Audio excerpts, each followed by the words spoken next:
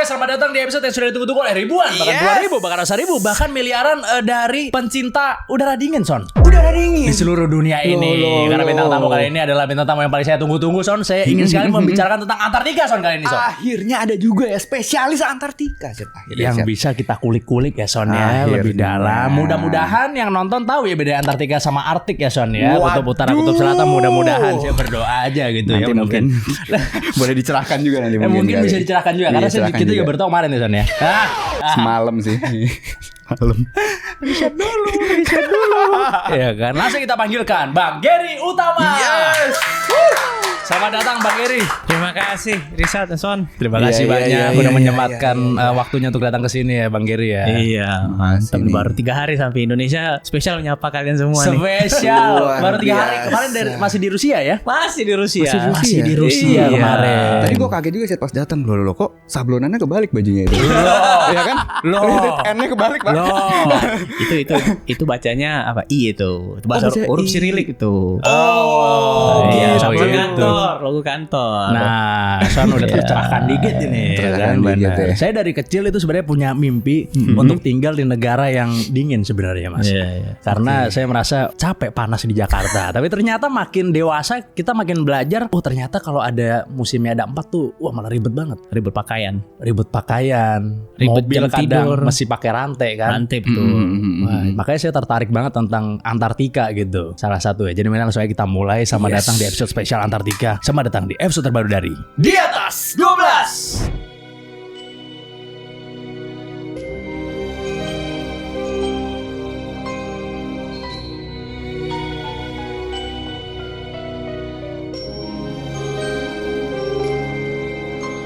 Kok bisa orang Indonesia neliti Antartika gitu, Mas? Dan yang ngebiayain pemerintah Rusia lagi. Gimana ceritanya? Jadi bukannya beruntung juga sih sebenarnya. Mungkin saya manusia paling beruntung juga, boleh sih dikatakan. Di waktu saya sebenarnya saya itu keterima waktu itu tahun 2022 beasiswa pemerintah Rusia sebenarnya di Saint Petersburg State University. Jadi di Saint Petersburg. S1 itu? S2. Oh S2, oke. Waktu S2, S1 saya di Jogja di UGM, di jurusannya sama di Geografi Lingkungan, tapi waktu di S2 spesialisasinya itu kalau bahasa Indonesianya tuh Paleogeografi Quarter. Wah, aneh nama Itu kayak jurusannya. bukan bahasa Indonesia juga tuh, Mas. Saya langsung geger otak tadi. Paleo apa tadi? Paleo.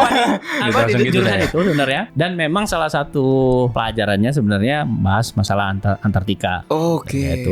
Jadi kenapa sih ya tertarik isu Antartika menarik sebenarnya? Karena dengan melihat Antartika itu kan jadi salah satu spesial ya isunya yang nggak banyak orang sentuh sebenarnya. Dan itu sesuai dengan keahlian saya sih, minat saya sih sebenarnya. Bidang studi keahlian saya kan di geomorfologi ya. Jadi geomorfologi itu studi tentang landscape, proses pembentukan sebuah bentuk lahan yang ada di bumi gitu. Nah waktu itu terima itu ke Antartika itu kan memang setiap uniknya di Rusia itu kan kita punya kerjasama ya. Nah kebetulan di Saint Petersburg itu ada institut. Jadi Antarctic Research Institute. Di situ kita kerjasama, apakah ada peluang untuk membawa peneliti, mahasiswa. Sebenarnya waktu itu saya masih S2 loh. Saya masih satu paling muda itu yang ke Antartika itu. Sorry, jadi setelah lulus S1 supaya dapat S2 dan dibiayai oleh pemerintah Rusia tuh ceritanya gimana? Saya S1 kerja dulu. S1 kerja dulu. Kerja sesuai dengan kompetensi dong. Kompetensi. Karena saya meyakini karena ilmu saya ini kan teknis sebenarnya, riset dasar yang ketika lulus sebenarnya bisa menjadi ilmu teknis sebenarnya. Langsung siap pakai kerja sebenarnya. Kalian pemetaan apapun terkait rekonstruksi bumi sebenarnya itu jadi penting sebenarnya. Jadi saya banyak bekerja dulu. Di waktu 5 tahun itu saya baru melanjutkan S2. Dan saya rasa matang sih udah waktunya saya S2 sebenarnya. Apply habis itu. Apply kita. Tapi pasti penonton bingung nih, maksudnya kalau di geomorfologis tuh bisa dapat kerjanya apa gitu? Banyak ahli pembebasan tanah atau gimana? Ahli penyelesaian sengketa apa? Aduh enggak ya. Kalau saya itu biarkan pakar-pakar hukum lah itu. Jangan mengambil kuenya orang. Kalau bisa kita masak kue sendiri itu. Itu kalau bisa kita masak kue sendiri. Iya, jangan sampai kita masak kue orang gitu. Benar. Saya nggak mau masak kue orang. Jadi memang peluang sebenarnya kemampuan ahli geomorfologi itu kan melihat kondisi bentuk permukaan bumi ya. Dan bentuk permukaan bumi itu terkait proses terjadi secara geologi, secara proses geologi lah. Dalam arti mungkin tektonisme, vulkanisme, yang erupsi gunung api itu kan melahirkan bentuk permukaan bumi. Nah, asosiasi dari keterhubungan bentuk muka bumi itu biasanya berasosiasi dengan mineral. Kalian paling langka itu bisa mendeskripsikan turunan-turunan mineral. Salah satunya critical mineral. Jadi kalau kalian bahas mineral rare earth itu ahli geomorfologi sebenarnya, karena dia bisa data mining lah, memprediksi ketika ada proses ini apa peluang kemungkinan mineral yang akan ada. Waduh. Nah, mineral langka itu sebenarnya salah satu kali dicari. Cuma di Indonesia kan orang belum terlalu mencari sebenarnya. Benar. Yang Cuma pasti aja gitu ya. Pasti Tambah apa aja. tuh yang pasti? Itu kalau di job street nama kerjanya apa ya? Saya nge-search ya. Maksudnya Mau nyarinya kalau di itu Indonesia namanya saya apa ya? nggak pernah nemu.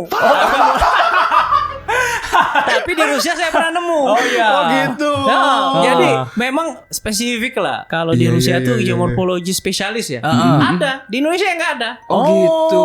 Ada, Berarti kuliahnya ada. Di isi- Indonesia kuliahnya ada, tapi di job apa yang kalau kita cari di Job desk-nya? job desk-nya, job seeker nggak nemu. Cuma di Indonesia yang nggak nemu, tapi di Rusia ada. Saya pernah daftar. namanya geomorfologis. Geomorfologis. Iya, iya. Geomorfologi Waduh. spesialis. Isi emailnya sama Lina Job Street doang nih. Mohon Nah. maaf, tidak ada untuk Nah, kerjaan itu nggak seperti ada itu. di lockernya Indonesia sih. Nggak ada di loker Oke, Indonesia. oke, Jadi oke. 5 tahun bekerja sebagai geomorfologis. Abis itu apply beasiswa. Beasiswa ceritanya. Langsung ke Rusia apply-nya. Langsung milih Saint Petersburg. Iya, Saya ada dua sebenarnya, pilihan saya di Moscow State, tapi kemudian kedua di Saint Petersburg, karena memang kedua universitas ini kan universitas yang punya status khusus.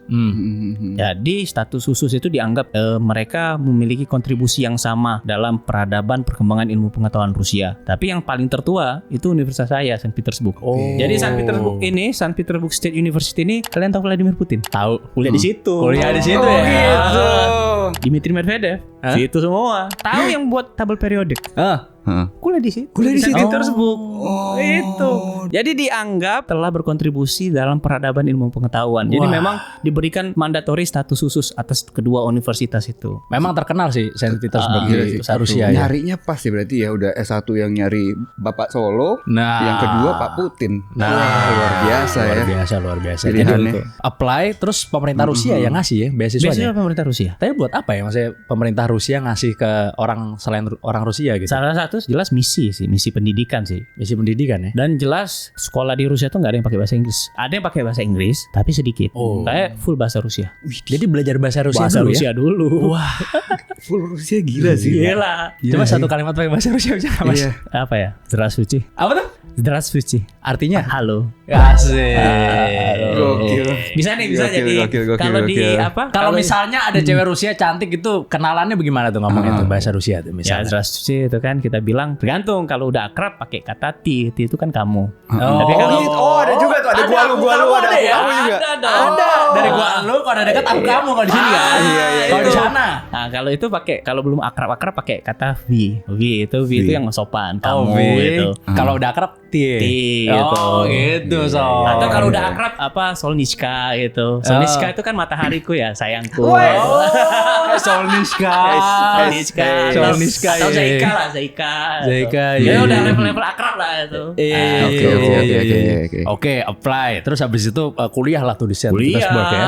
Iya. Kuliah. Terus habis itu bisa dikirim ke Antartika? Ceritanya Ngajuin. gimana? Sebenarnya saya ngajuin juga sebenarnya. Ini kan bukan secara personal bahwa ini karya Gary Utama. Sebenarnya banyak, karena berurusan dengan Antartika itu multidimensi kalau boleh saya sebut, karena harus komunikasi, dan ini bukan semata-mata karena saya kompeten, bukan masa saya nih pinter, enggak. Walaupun saya memang lulus dari Saint Petersburg Krasny Diplom tuh kalau di Rusia tuh cum laude. Dipanggil nggak namanya ke depan? Suruh pidato nggak? Sayang saya tuh lulusnya kan di bulan winter, harusnya kan bulan Juni. Saya baru Juni itu baru pulang dari Antartika. Nah, cuma di ijazah ditulis diplom se-Atlischom. Atlischom itu dengan with distinction kalau bahasa Inggris. Iya. Distinction. Itu. Bener-bener. Soalnya Son nggak pernah nginjek panggung pas apa namanya lulus-lulusan. Iya. Tetap dipanggil aja, ngasih toga. Oh, dipanggil apa? Yang diginiin. Zet. Oh iya, dipanggil. Saya malah lebih parah lagi. Kalau cum laude pidato kan? Iya. Enggak mesti enggak. Enggak Cuma ya. dipanggil pertama. Saya lebih parah lagi. Saya ambil ijazah tuh di kantor lantai 3 kampus. Terima aja ijazah. Ya ampun. Terimanya cuma telat kertas juga. ya. Lulusnya Desember, terimanya bulan berapa ya? Bulan Oktober. Tapi nggak apa-apa karena kan Mas Gary kan mendapatkan peluang yang luar biasa nih Nah, untuk itu. datang ke Antartika Itu kan. Saya buat apa satunya. kalau enggak masuk IG story sih? Ya nggak apa-apa lah, IG story kan fana itu. panah itu nggak usah. Aduh. Mending ada fotonya aja. Iya. Ya kan itu berarti apply. Akhirnya Mas Gary lah yang dipilih. Sebenarnya banyak salah satunya pilih, tapi salah satu menarik kan karena dukungan pemerintah Indonesia kuat juga melalui perwakilan diplomatik di Indonesia ya, kedutaan besar ya. Itu bantu komunikasi juga bahwa memang kita punya mahasiswa Indonesia yang kompeten, paham di bidang ini. Kan universitas juga dorong. Jadi sama-sama ini kerja kolaborasi. Ada kebetulan yang bikin Mas Gary masuk gitu. Sebuah kebetulan yang terstruktur dan sistematis lah kalau saya boleh bilang. Kebetulan bertemu dengan kesiapan. Keberuntungan, itu adalah keberuntungan. Nah, itu kebetulan yang bertemu dengan kesiapan. Dan takdir yang mendorong itu. Mantap. Itu menurut saya dan dapat bonus juga saya. Apa bonus itu? Saya kan jadi peneliti termuda yang pernah ke Antartika orang Indonesia. Iya. Itu tuh rekor muri dapat ya. Rekor muri itu kesiapan yang keberuntungan yang didorong dengan faktor bukan keberuntungan lagi itu udah keberuntungan nggak pernah datang 2 kali kan. Kalau udah datang 2 kali itu namanya sebuah keteraturan beruntung yang memang disiapkan memang. Itu bonus itu yang rekor muri itu bonus. Bonus yang menurut saya udah neliti diapresiasi juga kan. Itu saya. Gokil. Tapi apakah orang Indonesia lain bisa mendapatkan yang Mas dapatkan? Ada nggak peluangnya? Kalau di beberapa ada, bukan tertutup sih kalau urusan Antartika ya. Banyak kalau boleh banyak jalan menuju Roma sih. Kalau saya sih lebih banyak jalan menuju Antartika. Itu yang menurut saya penting. Kenapa banyak jalan menuju Antartika? Sekarang karena satu-satunya ya dengan kapal Rusia dan orang kan tergerak. Negara-negara yang punya stasiun Antartika mulai banyak nawarin, masa Rusia bisa dikasih area. Sebenarnya itu jadi pemicu sebenarnya. Dengan kapal Rusia, artinya negara-negara yang dengan politik bebas aktif Indonesia kan bisa bersahabat dengan siapapun kan. Daripada satu musuh itu lebih baik punya 1000 teman kan. Kalau kata Pak Presiden. Itu akhirnya kan negara-negara sahabat kan terpicu menawarkan juga ke orang-orang Indonesia yang studi di beberapa negara di Australia, di Korea Selatan, Jepang menawarkan. Jadi kalau boleh semua punya peluang. Berarti tergantung kompetensinya. Berarti kalau ada anak muda misalnya yang nonton ini dan punya mimpi mau ke Antartika ya bisa tetap ya, masih ada peluangnya ya. Bisa. Walaupun sangat sulit. Kalau sangat sulit enggak sih. Jadi kalau boleh saya bilang bahwa hal yang terbaik itu adalah berilmu atau kebenaran yang diperjuangkan. Jadi kalau berilmu punya gagasan dan itu kan harus diperjuangkan daripada kita menerima. Nah itu menurut saya peluang ada. Tapi kan diperjuangkan. Kalian tahu nggak beda saintis dan insinyur dan satria baja hitam? Itu bedanya. Kalau satria baja hitam dia pembela kebenaran bro. Gitu. Tapi kalau dia saintis orang-orang yang mencari kebenaran. Tapi kalau insinyur orang-orang yang merekayasa kebenaran agar bisa diimplementasikan. Sebenarnya ada lagi sebenarnya. Politisi. Politisi apa tuh? Banget kalau membuat kebenaran. Bukan. Orang yang mencari pembenaran. Iya. Benar. Itu bedanya. Gitu ya. Tapi kan untuk datang ke Antartika tentunya pasti banyak syaratnya, banyak aturannya ya kan. Lu nggak boleh gini, lu nggak boleh gitu. Betul. Apa aturan atau syarat paling aneh? Syarat yang harus kita lakukan sebelum kita ke Antartika? Syarat yang paling aneh menurut saya sih, setiap negara punya khas yang beda-beda ya. Tapi kalau yang syarat yang paling aneh itu bahwa ke Antartika itu harus bisa diving. Harus bisa diving. Beberapa diminta punya sertifikat diving. Kan es semua di situ padahal. Nah itu yang aneh. Bingung saya. Kenapa ya? Itu ada kolam renang. Untuk latihan diving. Berarti Mas punya sertifikat diving? Ada, karena saya dulu pernah ambil di Indonesia kan. Jadi dianggap lulus. Tanpa tes. Jalur PMDK bro. Apa kalau sekarang SNBP ya? Jalur SNBP. Harus bisa diving ya? Aneh emang. Itu salah satu syarat yang diminta sama saya. Padahal diving di sini dan diving di sana berbeda jauh pasti. Suhunya berbeda. Sama terkait kostumnya, suitnya beda kan. Karena memang punya ketahanan sama temperatur kan. Tapi menurut saya itu juga nggak pakai juga sih. Karena kita kan banyak di daratnya kan. Iya. Cuma beberapa stasiun mungkin kepake lah. Kayak di Pulau King George tempat saya nulis tesis dulu mungkin kepake. Karena dia laut kan.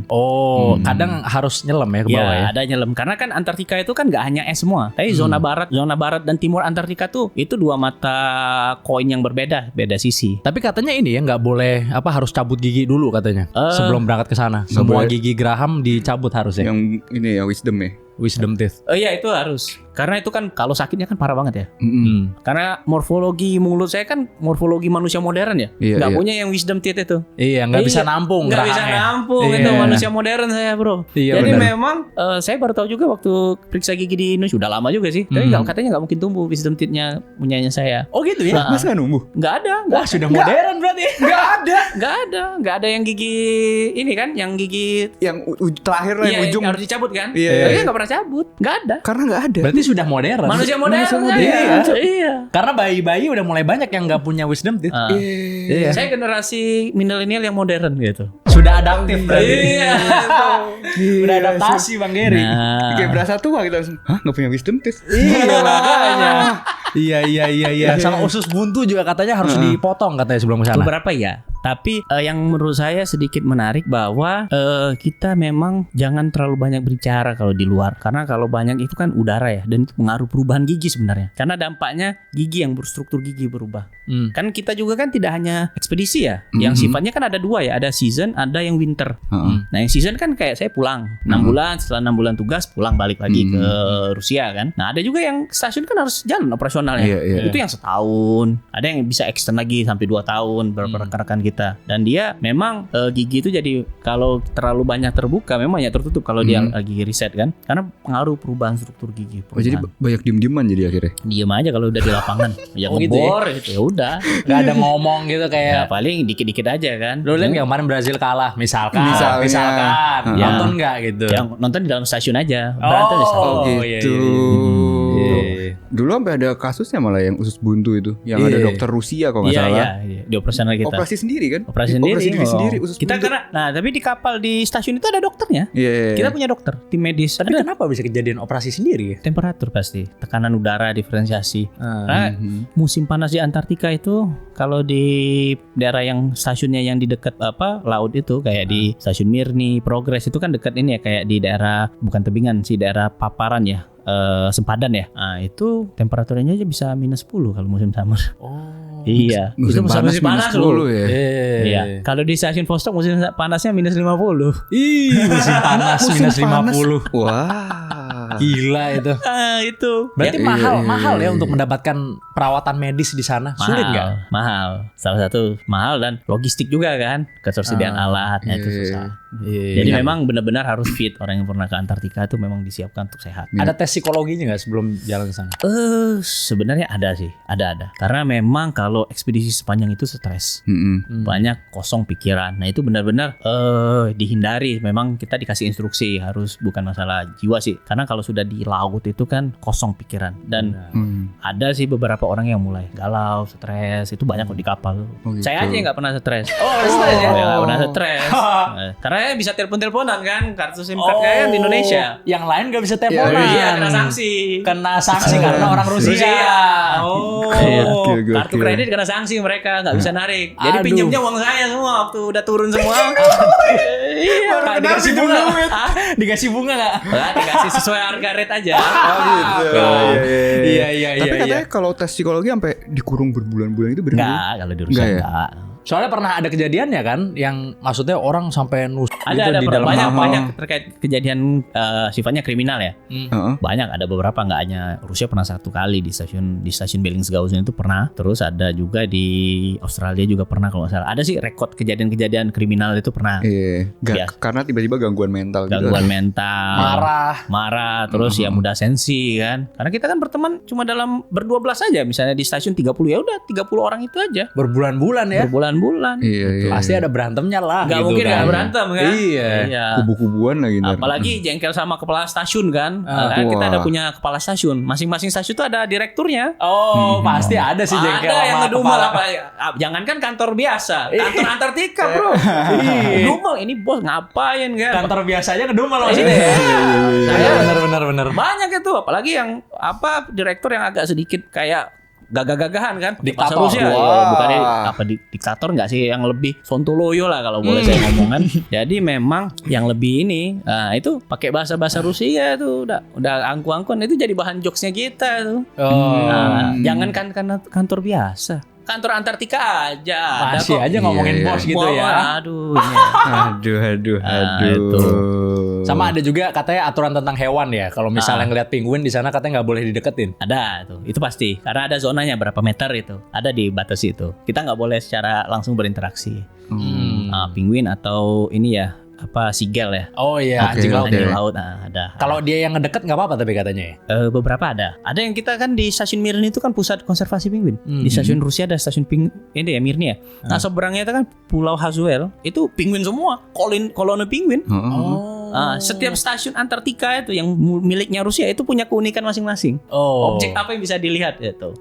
Jadi penugasan itu tergantung dengan spesialisasinya. Contohnya ada yang bisa ngeliat penguin. Nah itu biologi kan, rata-rata teman-teman biologi kan. Teman-teman biologi. Itu biasa dikirim ke stasiun Mirni rata-rata, mantau penguin itu. Penguinnya penguin ini loh, bukan penguin Adelie yang imut-imut itu, penguin yang kaisar itu, yang gede itu. Yang besar yang ada bulu-bulu di palanya itu ya, bukan? Itu Papanus. Itu banyak di barat Antartika. Ada yang gede. Itu penguin-penguin itu kalau di stasiun Mirni. Adelie kan agak cute yang sering di boneka ya. Nah itu Adelie tipenya, spesiesnya. Tapi katanya ini ya kalau aturannya Jepang boleh makan penguin katanya. Kalau kata kolega saya ya. Kalau kondisi darurat. Itu diperbolehkan dalam kondisi darurat. Karena kan jenis-jenis burung. Iya sih. Iya, aves. Rasanya kayak ayam-ayam juga kayaknya sih. Tapi saya belum coba, pengen coba kan. Pengen coba. Enggak ada daruratnya. Tapi emang kalau megang gitu set gitu sanksi gitu kena. Enggak. Oh terus? Agak-agak ginu-ginu gitu lah penguin kan. Kalau penguin yang ini boleh sih imperator ya. Imperator kan yang kaisar ya, imperator. Apa emperor ya? Kalau bahasa Rusianya kan imperatorski penguin ya. Nah, emperor kan gede kan. Yang anak-anaknya banyak sih teman-teman yang neliti sampai megang. Oh gitu. Lucu banget sih emang. Emang lucu sih emang itu hiburan lah teman-teman. Beruang kutub ada nggak sih kalau di sana? Beruang kan cuma di kutub utara. Iya. Kalau di kutub selatan minta penguin. dikat tadi sama Aduh, itu. tolong dikat ya. Masukin aja. Enggak tahu bedanya. Iya. Jadi apa beda arti sama Antartika? Kan dia bilang baru tahu tadi malam. Iya, benar. Beruang kutub nggak ada, itu di kutub utara ya teman-teman ya. Itu. Di kutub utara itu. Apalagi Son? Aturan-aturan aneh Son kira-kira Son. Apalagi ya? Oh yang itu kencing harus dibawa pulang sama Oh iya benar. Oh iya. popnya. Iya Bener itu ya? asli itu.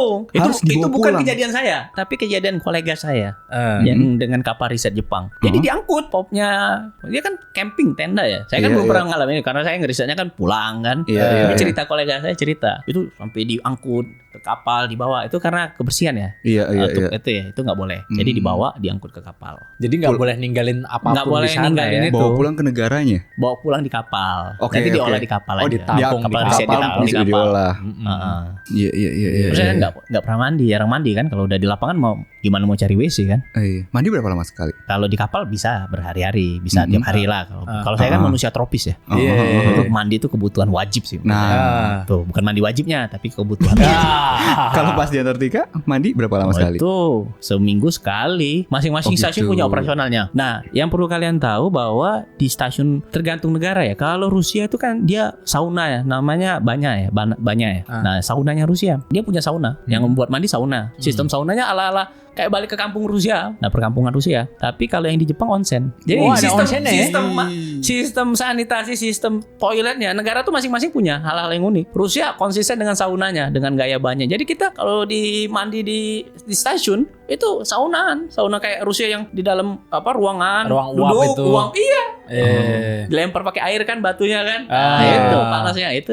Oh Oke, iya. oke. Nah, masing-masing negara punya khas yang dibawa gitu. Kalau dari yang kita lihat ini ya 2 minggu sekali biasanya mandinya katanya. Terus airnya cuma 2 menit doang katanya. Itu Alirnya. masing-masing negara. Tapi kalau kita unlimited sih air. Unlimited ya air ya. Iya, kalau di stasiun Mirni kan dia punya sumur air yang dibeku cuman gitu. dia ada air. Ada Dia jet pump ya di sana. ada kan diesel. Oh, Di operasional iya. stasiun kan kita kan Benar. waktu ekspedisi kan bukan ngirim ilmuwan aja, ngirim logistik. Oh Iya, iya. ngirim bahan bakar, ngirim BBM Iya, untuk iya, operasional stasiun kan. Limited. Iya. Kasihan banget yang dapat 2 menit doang air. Nah, yang 2 menit mungkin negara-negara, tapi kalau di masing-masing stasiun punya kebijakan masing-masing. Walaupun itu stasiun Rusia juga pernah. Saya pernah di stasiun Mirni seminggu sekali. Oh. Nah, di stasiun Bellingshausen ya semaunya sih boleh. Maunya ya. Nah, tapi kalau di kapal punya aturan khusus. Mungkin 2 kali kalau pakai sauna. Tapi kalau mandi bisa. Kita ada mandi di kamar kita kita kan. Nah, kita ada toilet di masing-masing kabin ya, kayut kalau bahasa Rusia kayut. Kamar mandi dalam nih. Kamar mandi ceritanya. dalam ya. Itu bukan kos-kosan tapi. Jadi udah rasa kos-kosan dalam kan, kamar mandi dalam soalnya. Nah, ada sauna. Nah, sauna digilir. Hari Senin kapten, hari hari Rabu spesial untuk yang kru ceweknya, tim dibagi. Nah, ada bagi harus tim ABK-nya, tim kapalnya, terus tim saintisnya. Nah, itu dibagi. Ada gilirannya Ada lah gitu digilir ya. sauna. Biar adil. Biar adil. Benar. Tapi apa fakta paling mind blowing yang lu temuin di Antartika, Mas? Yang mind blowing itu sebenarnya kalau kita ke Antartika itu secara tidak langsung sebenarnya sesuai karakter orang Indonesia. Kalau di luar negeri kan waktu mengendalikan orang ya. Kalau di Antartika tuh serasa bener kayak jati diri kita sebagai orang Indonesia. Kenapa? Orang yang mengendalikan waktu. Oh iya, kalau kita di Antartika itu seolah-olah waktu itu bisa kita pegang dalam satu genggaman kan, dalam satu titik henti kita. Itu serasa waktu itu kok bisa kita pegang ya. Geser kanan udah ke sini, geser kanan udah ganti zona. Oh, karena ada satu titik di mana zona waktu tuh bertemu. Bukan. Karena dia setiap zona waktu itu kan dia garis bujur itu kan bentuk bumi kan nggak datar kan, bukan datar. Masa iya nggak datar? Langsung pulang habis itu. Bentuk bumi itu yang benarnya elipsoid. Itu bahasa orang-orang geologi, geodesi. Elipsoid. Nggak bulat. Nggak benar-benar bulat sempurna ya. Agak lonjong dikit, benar. Jadi semakin ke utara sama ke selatan kan dia semakin pendek garis bujurnya. Iya. Jadi melintasi dimensi waktu itu kayak sehari lah udah pindah zona itu. Nggak sampai sehari lah, setengah hari kapal lah karena makin kecil kan garis bujurnya. Iya. Itu kayak kita mengendalikan waktu itu. Satu mind blowing sih, gila ini. Di sana ada ya satu tempat tapi yang kita gerak dikit bisa pindah zona ada. waktu. Itu makanya menginspirasi film yang ini kan. Sore itu kalau filosofinya ahli-ahli Antartika paham banget. Kenapa backsoundnya lagu itu. Kemudian kenapa harus syutingnya di kutub kan?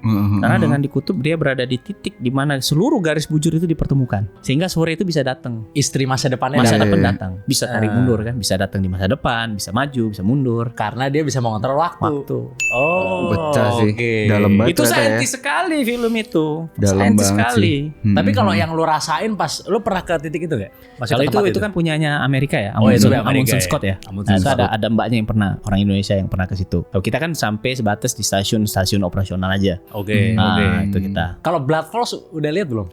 Blood Force. Lihat langsung enggak? Kalau Blood Force enggak? Tapi kalau glasier jatuh, itu saya lihat. Yang rontok ya, dari tebing itu langsung rontok. Oke. Itu saya lihat. Tapi kalau yang Blood Force yang darah itu ya, itu enggak. Air terjun darah. Air terjun darah itu setiap stasiun di setiap benua Antartika tuh menarik sih tempat-tempatnya. Iya gila, banyak banget tuh tempat-tempat menarik. Kita nggak habis-habis kalau membahas Antartika itu kan kayak gila ini satu benua. Terus ada danau yang di dekat stasiun kita, stasiun Vostok. Oh iya, danau Vostok. Itu luar biasa. Itu lihat. Itu kita nggak belum situ. Saya mungkin yang di ekspedisi berikutnya karena memang riset saya di situ di stasiun Vostok. Itu gila itu. Itu. Ada danau di bawah di subglasial lake namanya, danau subglasial. 4 kilo ya kalau nggak salah ya ke dalam ya, baru keluar danaunya ya. 3 kiloan. 3 kiloan lu bayangin coba. Jadi 3 kiloan ngebor ke bawah tahu-tahu ada danau. Dan itu kalau dibor ngangkat itu ada airnya. Airnya tuh masih utuh. Nggak beku. Nggak beku ya. Cuma pas ekstraksinya dia langsung jalar beku gitu. Bisa tapi tidak beku ya. Nah itu ada teori reaksi namanya lupa gue, termohalin ya. Nah itu ada proses termohalin. Itu susah dijelasin. Pokoknya gara-gara itulah danau subglasial di lapisannya beku, di atas permukaannya beku tapi di bawah enggak. Nah sebenarnya sama Blood Force kan juga kayak gitu juga kan. Pas dia keluar airnya jadi teroksidasi jadi berubah warna jadi merah. Termohalin itu reaksi yang teroksidasi itu. Kurang lebih kayak gitu, bahasa yang sederhananya kayak gitu. Benar. Di sana banyak banget tempat-tempat yang gila sih menurut gue sih, mind blowing banget tuh tempat. Apalagi yang mind blowing menurut lu San? Di Antartika ya. Kalau enggak yang main bowling juga enggak apa-apa. Menurut saya yang sedikit menarik sebenarnya kalau Antartika itu, beberapa tempat itu kan ada yang dibuka buat turis. Satu turnya itu kan 500-an juta ya. Ratusan juta ya? Iya, yang dari Chili ya dengan kapalnya. Cuma itu enggak ke Antartika, Bro. Itu kan sub Antartika. Cuma Antartika yang semenanjung Antartika itu loh. Antara Chili sama Antartika ada semenanjung kan? Nah, di situ aja turnya. Oh, turnya cuma nyampe situ. Karena yang cuma boleh ke benua itu peneliti. Itu syaratnya. Jadi cuma nyampe sub Antartika. Sub Antartika. Tapi banyak sih turisnya itu. Sampai itu orang kalau mengklaim Antartika ya oke lah ya. Tapi kalau dalam bahasa geologi atau geomorfologi itu sub Antartika. Belum nyampe itu ceritanya. Tadi kan Mas bilang Mas ngelihat glasier jatuh ya? Iya. bunyinya keras gak? Nggak, karena lihat dari jauh kan. Yuk kita teropong aja itu, teropong. Gitu. Itu sering dah fenomena gitu. Itu kalau di zona Antartika Barat asli. Sering. Sering banget. Ngeri gue. Glasier itu pernah seukuran pulau nggak pulau Bali juga kali ya, tapi gede lah, kayak seukuran pulau Pramuka lah. Oh. Tinggi banget itu, lihat dari udah di Jebur. mengapung di laut. Ini apa iceberg? Nah, itu fakta ya, itu lihat. Tapi itu kan indikasi perubahan iklim sebenarnya, peningkatan temperatur suhu sebenarnya. Nah, Wah, kita itu bakal seru sampai tuh. ke sana tuh, seru tuh. Ya Seru kan? tuh. Tapi sebelum itu gue penasaran soal waktu Mas nemuin fosil kayu, ya kan? Kok bisa Mas nemuin fosil kayu di Antartika gitu? Oh iya. Apakah dulunya Antartika itu nggak di cover sama salju? Oh iya jelas. Kalau yang saya temukan itu kan fosil kayu, tapi kayu itu berada di zona barat Antartika dan memang asumsinya waktu itu daerah proses tektonisme. Artinya ada pergerakan dinamika lempeng gitu, ada proses lempeng Scotia. Kita bisa tahu itu kan karena satu ada proses geologinya yang kontrol ya, ada pergerakan lempeng yang cenderung menunjam ke arah selatan.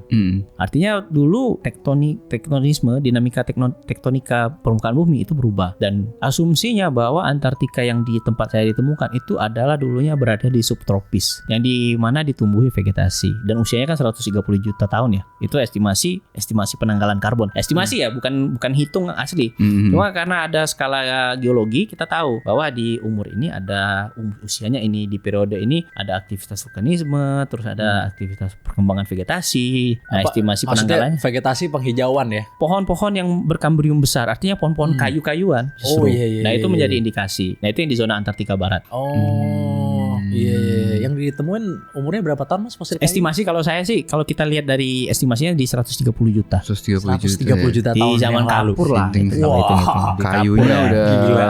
Itu yang nggak sengaja juga, cuma kita tahu di zona ini di Pulau King George ada temuan ini. Peluang ketemunya fosil kayu ada. kayu unik banget sih. Mungkin banyak yang belum tahu ya, soalnya maksudnya kalau dulu tuh Kutub Selatan pernah hijau juga gitu. Pernah hijau ya? Pernah hijau Iya. dan itu banyak asumsinya udah dibuktikan. Saya tuh cuma sebagai amplifier aja bahwa benar ini pernah hijau.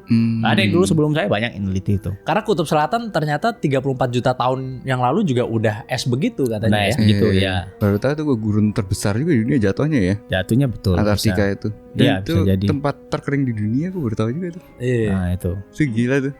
Saya menarik Padahal es semua kan air, 70% air bersih katanya air di situ bersih kan. dan fresh water. Fresh water kan, Itu tapi bisa kita pakai langsung, makanya saintis yang di Rusia ada bisa langsung pakai airnya. bisa langsung pakai. Yang pakai. Itu. Iya. Tapi kan tinggal di Antartika banyak ancaman-ancamannya tuh. Entah masalah apa, tentang kedinginan atau apa ya, Angin mungkin lah. kalau Angin. kedinginan mungkin Angin itu pasti. suatu hal yang biasa kali ya. Pasti Angin. penonton juga udah tahu kalau soal dingin. Apa ancaman terbesar buat hidup di Angin. Antartika? Angin ya? Angin, Benar, angin. Jadi ada level-level angin yang nggak boleh kita lewat. Jadi contoh kayak stasiun Antartika itu stasiun Mirni ya. Mirni itu kan ruang kontrol direktur dan ruang namanya geodom. Itu rumah para peneliti. Itu jauh rentangnya 1 kilo jalan kaki. Jalan kaki. Jalan kaki. 1 kilo ya? Karena ruang geodom itu dia di dekat sempadan laut. Nah, ruang kontrolnya itu sedikit lebih ke darat. Nah, itu di stasiun Mirni. Dan itu ada level-levelnya. Angin tertentu tidak boleh masuk, nggak boleh harus Nggak boleh keluar. nggak boleh makan ke tempat harus nginep. Nah, itu walaupun 1 kilo. Angin kata batik itu ya? Kata batik. Kata batik. Iya. Itu kencengnya minta ampun. Rekor kan, rekor angin tercepat di dunia 300 kan. km per jam. 300 km per jam. Coba bayangin Rata-rata angin ya. nih. Bisa nerbangin orang kan katanya. Bisa ngilangin orang. Bisa ngilangin orang. Bukan Bukan nerbangin lagi, hilang orang. Hilang orangnya ya. Nah, beberapa pernah kejadian sih. Yang di waktu saya Terbang nih. hilang. Hilang. Iya, pernah ada satu orang yang di stasiun Mirni ya. Waktu saya datang cerita baru berapa bulan lah hilang karena jalan itu Nggak ketemu tuh. nggak ada. Saya pernah dengar tentang apa namanya white out, apa ya namanya? Fenomena white out. Fenomena white out ya. Heeh. Yang apa namanya, yang kita kena angin terus habis itu pandangan kita jadi ngaco, Indranya kehilangan ngaco. sense of spatial, Iya. nggak tahu atas bawah kiri kanan. Terus katanya banyak ilmuwan yang meninggal 5 meter dari pintu stasiun nih. Ada beberapa sih. Tapi kalau kita yang di Rusia saya ngelihat teman tuh ada sebulan setelah saya pas saya datang, sebulan sebelum saya datang itu ada yang gara-gara ketiup angin. Angin kata batik Kehempas Kata gitu batik ya. gitu ya. kata batik itu yang cepat banget. Memang benar-benar direktur itu walaupun kelihatan ngeselin tapi memang ngasih aware, jangan lewat. Oh. Kita pun Walaupun saintis nggak bisa merasa kita paling jenius, kita paling tahu Antartika. Jadi mereka yang lebih lama di situ dan kita follow the rules mereka. Jangan masuk, jangan nyebrang, jangan ke ruangan itu, jangan ke gedung ini kan. Nah, itu saya follow banget rules karena memang aware sama saya kan. Itu menurut saya. Ada yang bilang katanya kebakaran juga. Oh, itu stasiun kita, stasiun Mirni itu yang kebakaran pernah itu. Pernah kebakaran ya stasiun Mirni. Katanya bahaya sekali kebakaran di situ. Lama nggak apa? Nggak padam-padam. Nggak padam-padam. Tuh, Son. Padahal banyak air. Padahal air semua isinya. Karena angin. Ya. Satu itu stasiun Mirni itu yang kebakaran itu. Oh. Karena modulnya itu kan stasiun Mirni itu adalah modul stasiun tertua yang dibangun oleh Uni Soviet, zaman Uni Soviet. Zaman Soviet. Makanya bukan nama stasiun. Kalau bahasa Rusianya bukan nama stasiun. Kalau orang kan stasiun ya. Ini Station apa? Research. Observatoria. Oh, Observatorium. Jadi Mirni observatorium. itu namanya Mirni Observatorium. Kayak mungkin tadi bosnya didikan Soviet ya.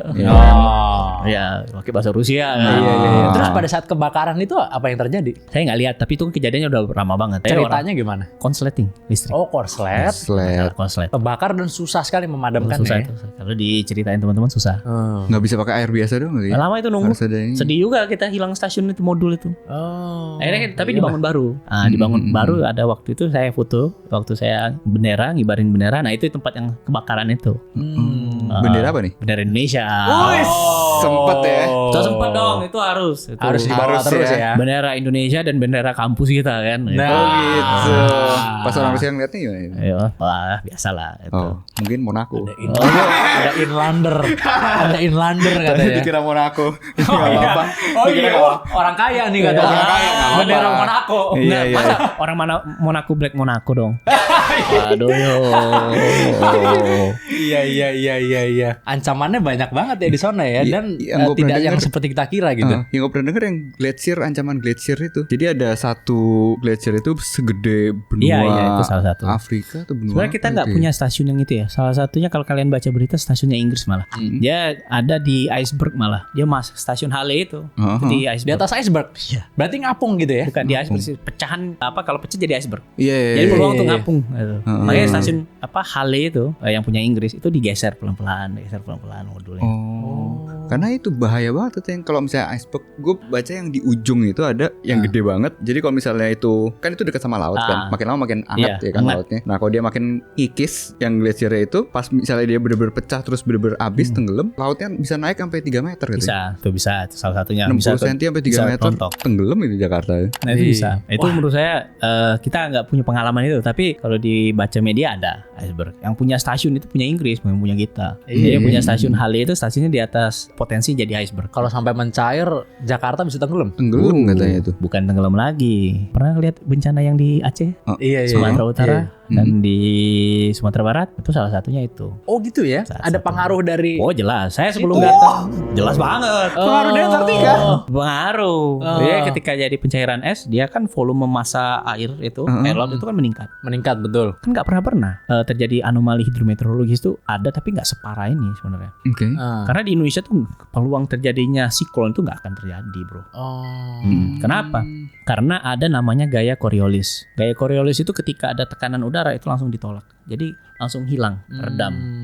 Indonesia itu negara aman. Oh gitu ya, negara aman ya? dari siklon. Yang parah itu Filipina, Taiwan, Oh. Tiongkok. Nah, karena dia ada cincin typhoon ya. Nah itu Indonesia enggak. Tapi yang Aceh beda karena masa lautnya yang panas. Kan karena banyak jumlahnya kan. Jadi thermal expansion, kalau orang-orang kelautan bilang thermal expansionnya meningkat. Jadi terjadi proses panas kan di laut. Nah itu membuat tekanan. Nah ada perbedaan tekanan itulah yang buat terjadinya siklon. Nah itu salah satunya kalau ketika nggak hanya Antartika sih, tapi dua kutub itu. Jadi dua kutub antara kutub utara dan kutub selatan itu ketika terjadi pencairan es itu berdampak satu tadi. Saya kalau bilangnya itu bencana anomali hidrometeorologis. Nah, yang kedua adalah potensi hilangnya pulau-pulau kecil kita. Pulau-pulau kecil dengan elevasi di bawah 2 meter, peluang hilang. Jadi yang mungkin pulau Indonesia jumlahnya 17.000 mungkin bisa hilang. Enggak ada beberapa berapa gitu. Bisa ya. sisanya berapa gitu. Nah, itu mungkin peluangnya itu, peluang bencananya ya. Atau Belanda mungkin bisa ngilang juga kali. Belanda Amsterdam sih hilang. hilang. Iya kan? Iya, Amsterdam kan di bawah laut. Iya, makanya. Nah, tuh. Sekarang aja udah di bawah laut maksudnya kan. Jadi Amsterdam. Oh, Amsterdam. Bukan Amsterdam ya. Iya. Jadi Amsterdam. Amsterdam. Iya. Iya. Benar. Ada nggak kemungkinan jika sebuah es mencair tuh ada virus purba yang hidup lagi gitu? Kalau temuan ada ya. Sehingga Temuan menginfeksi orang kan? boleh dikatakan konspirasi, tapi kita menemukan. Soalnya kan banyak orang yang bilang, oh global warming is not real. Kalau global warming itu memang awalnya kan bahasa politik. Pidatonya wakil presiden Amerika ya waktu itu ya. Iya benar. Siapa namanya? Lupa lagi. Al Gore. Al Gore ya. Al Betul Gore. namanya Al Gore ya. Amerika, Rusia dan Cina tuh lagi gencar-gencarnya nih bangun pangkalan di situ. Kalau saya sih bukan pangkalan sih, stasiun ya. Stasiun. ya. Bahasa saintisnya stasiun. Stasiun ya. Walaupun Nanti akan jadi pangkalan nantinya. Walaupun dalam pelaksanaannya ada yang menggunakan stasiun itu menjadi seolah-olah pangkalan. Bisnis Antartika itu sangat menjanjikan dan Indonesia berpeluang menjadi negara ASEAN yang pertama punya stasiun. Itu peluangnya ada sih, satu-satunya. Tapi orang-orang yang pertama ke Antartika tuh bukan orang Amerika loh, orang Rusia loh. Orang Rusia ya? Iya, Rusia tuh orang yang negara-negara yang menggilai sains menurutku. Walaupun yang ke bulan duluan Amerika ya. Walaupun masih di orang Rusia mengatakan itu konspirasi. Gak terima dia.